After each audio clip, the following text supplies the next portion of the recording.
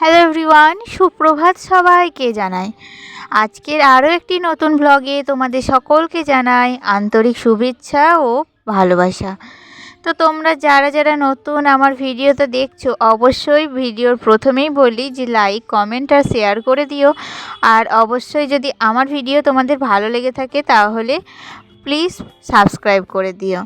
তো সকালবেলায় আজকে দেখো, ঘুম থেকে উঠেই প্রথমে ঠাকুরের একটু নাম করে নিলাম। আসলে আমি দেখেছি অনেক সময় সকালবেলায় ঘুম থেকে উঠে ঠাকুরকে ডাকলে দিন কিন্তু বেশ ভালো যায়। তো আমরা প্রত্যেকেই চাই যে আমাদের প্রত্যেকটা দিন যেন সুন্দরভাবে আমরা কাটাতে পারি, আর আমাদের প্রত্যেক দিনের যে কাজকর্মগুলো সেগুলো যেন সুন্দরভাবে কমপ্লিট করতে পারি। তো দেখো, এখানে ঠাকুরকে ডেকে প্রণাম করে একটু জল ছড়া দিয়ে তারপরে যে কাজটা আমাদের প্রথম কালকে যে বাসি যেটা আছে আর কি, তো বাসি গ্যাস ওভেনটাকে ভালো করে মুছে নতুনের মতো আবারও করে দিলাম। আর এদিকে দেখো, রান্নাঘরটাকে একটু গুছিয়ে নেব। আসলে কি বলো তো, রাত্রিবেলায় বাসন যতই ধোয়া থাক না কেন, সকালবেলায় উঠে একটু বাসনটাকে আবারও একবার ধুয়ে নিই, কারণ পোকা মাকড় বিভিন্ন রকম রাত্রেবেলায় তো বের হয়। তো সেই কারণেই এতে করে আমরা তো রাত্রিবেলায় জানতে পারবো না যে কখন কোন পোকাটা কোন জায়গাটার ওপরে দিয়ে গিয়েছে, তো সেখান থেকে আমাদের শরীর অসুস্থতার হওয়ার সম্ভাবনা থাকবে, বা বাড়িতে ছোট বাচ্চা আছে, বয়স্ক মানুষ আছে, তো সবারই একটু প্রবলেম হবে। তো সেই কারণে আমি বাসনগুলো আবারও একবার ধুয়ে তারপর রান্নাঘরটা গুছিয়ে নিয়েছি। আর তার সাথে সাথে এখানে একেবারে সেটগুলো থেকে আরম্ভ করে নিচের মেঝে সবটা ভালো করে পরিষ্কার করে মুছে নিয়েছি। আর সকালবেলায় রান্নাঘরটা পরিষ্কার করা থাকলে দেখবে কাজ করতে খুব সুবিধা হয়। আর তারপরে চলে এসেছি আমি একটা ভালো অভ্যাস, তো আমি এটা রেগুলার মেনটেন করতে পারি না, জানো তো।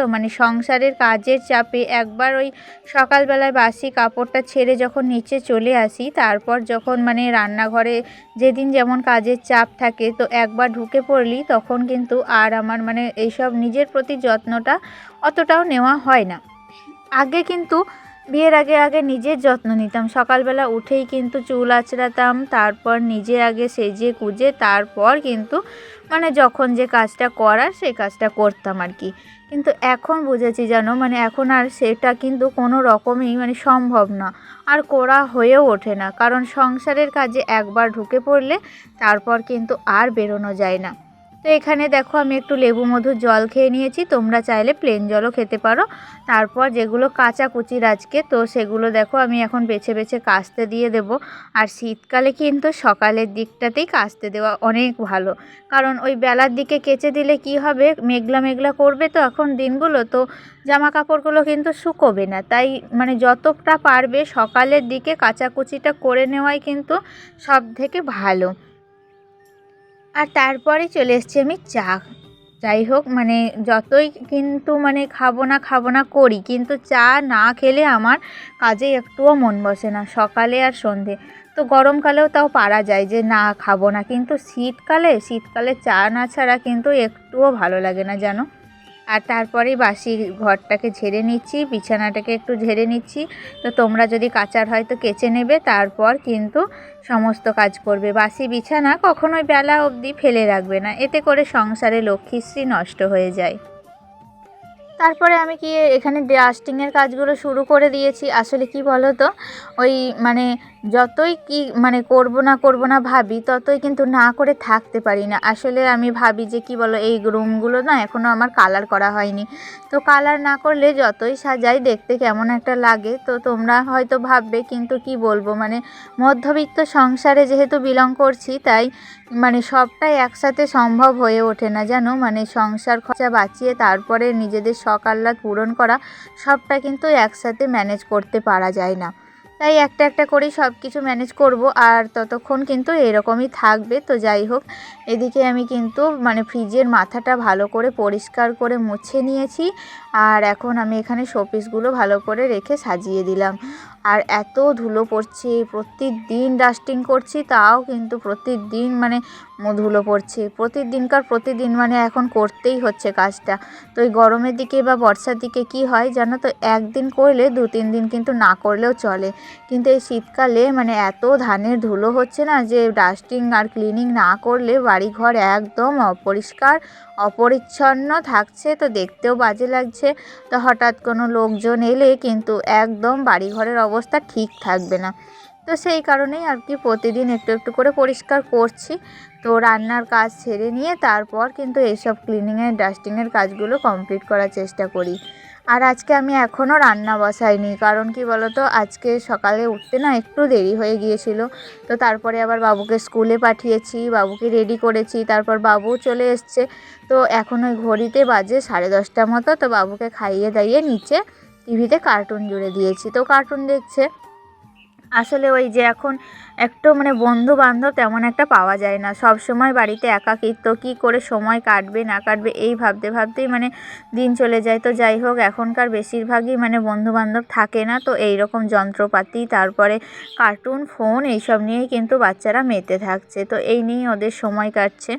তো আমাদের সময় কিন্তু এটা হতো না, আমাদের সময়ে কত আমরা বন্ধু বান্ধব মিলে কত খেলাধুলা করেছি, তো সেই সব খেলাধুলা এখন কিন্তু আর চোখে পড়ে না, আর দেখতেই পাওয়া যায় না। তো এখন মাঠে ঘাটে আগে বিকেল হলেই কত ছেলে মাঠে ঘাটে খেলাধুলা করে বেড়াতো, তো এখন কিন্তু আর সেই সব কিছুই নেই, তাই না? তো যাই হোক, ওদিকে তো বাবুকে দিয়েছি, বাবু কার্টুন দেখছে, আর আমি এদিকে চলে এসেছি ওপরে। আর আমি কিন্তু ওভেনে ভাতটাও চাপিয়ে দিয়েছিলাম জানো। তো আজকে ওই সিদ্ধ ভাত করব, তো তাই আর তোমাদের সাথে কিছু শেয়ার করলাম না। একদিকে ভাত চাপিয়ে দিয়ে অন্যদিকে চলে এসেছি দেখো আমি ঘরগুলো পরিষ্কার করতে। আসলে কালকে সামনে আমার বাবুর কিন্তু জন্মদিন, দেখতে দেখতে 6টা বছর কেটে গেল। তো এই বছর 6 বছর পূর্ণ হয়ে গেল ওর, দিয়ে 7 বছরে পা দিল। তো তার জন্য অনেক অনুষ্ঠান হবে, অল্প করেই অনুষ্ঠানটা করব, বেশি বড় করব না। তো যাই হোক, ছোট্ট একটা অনুষ্ঠান হলেও বাড়িতে যে কজনই আসুক না কেন, তার জন্য তো আমাকে আমার বাড়ি ঘর পরিষ্কার পরিচ্ছন্ন করে রাখতেই হবে। তো সেই কারণেই দেখো আজকে একটু পরিমাণে বেশি খাটনি খেটে নিলাম আর কি। তো এদিকে দেখো বিছানার চাদরগুলো কিন্তু ভালো করে চেড়ে ভালো করে পেতে রাখলাম। তো যাই হোক, শীতকালে সব কিছুই দেখবে কিন্তু মানে বাড়ি ঘরে যে শুধু লেপ কাঁথা তারপরে কত রকমের কম্বল সব কিছু মানে বিছানার ওপরে জড়ো হয়ে থাকে। তো সেই সব জিনিসগুলো রাখার জন্য কিন্তু আলাদা একটা পরিপাটি লাগে। তো বিছানার ওপরে আমি কিন্তু রাখতে খুব একটা পছন্দ করি না, বিছানাটা কভার হয়ে থাকে, দেখতেও খুব একটা ভালো লাগে না। তাই ওই সব জিনিসগুলো না আমি কিন্তু আলাদা একটা টুল বা আলাদা একটা টেবিলের ওপরে রেখে দিই। আর যেহেতু আমাদের খাটগুলো বক্স সিস্টেম না, তো বক্সে তো ভরার কোনো উপায় নেই, তো খাটের তলেও কোনো রকম জিনিস রাখার কোনো জো নেই। তো তাই আমি ওটা আলাদা একটা টেবিলে রাখি, আর খাটটাকে সবসময় পরিষ্কার পরিচ্ছন্ন করে রাখি। তো সব কাজ সেরে লাস্টে যে কাজটা করব সেটা হচ্ছে দেখো ঘর দুয়ার ঝাড়ু দেওয়া। তো এই যে ঘর দুয়ার ডাস্টিং করলাম, ডাস্টিং করার পর আমি প্রতিদিনই তোমাদের বলি যে অবশ্যই একবার ঝাড়ু দিয়ে নেবে, আর যদি কেউ পারো তাহলে কিন্তু একবার মুছেও নেবে, এতে করে ঘরটা দেখতে আরও ভালো লাগে। ঘর দেখবে যত মুছবে ততই কিন্তু পরিষ্কার লাগবে, তত কিন্তু মেঝেটাও পরিষ্কার হবে বা স্মুথ হবে দেখবে। তো এতে করে তোমরা অনেক উপকার পাবে। তো এই যে আমাদের মেঝেটা দেখতে পাচ্ছ, এটা কিন্তু মুছে তবেই কিন্তু এইরকম একটা পজিশনে এসছে। তো প্রথমে যখন হয়েছিল তখন কিন্তু পজিশনটা অনেকটা খারাপ ছিল।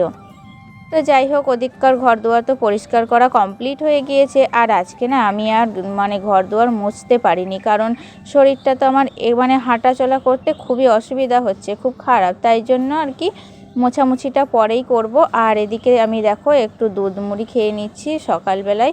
তো আজকে আর অন্য কিছু খেতে ভালো লাগছিল না, তাই সকালে জলখাবারে দুধ মুড়িটাই আজকে ট্রাই করলাম। আর তারপরে আমি চলে এসেছিলাম ছাদের উপরে। তো আমার এদিকে ভাত রান্না কমপ্লিট হয়ে গিয়েছিল, আর নিচে কিন্তু সব কিন্তু পরিষ্কার পরিচ্ছন্ন।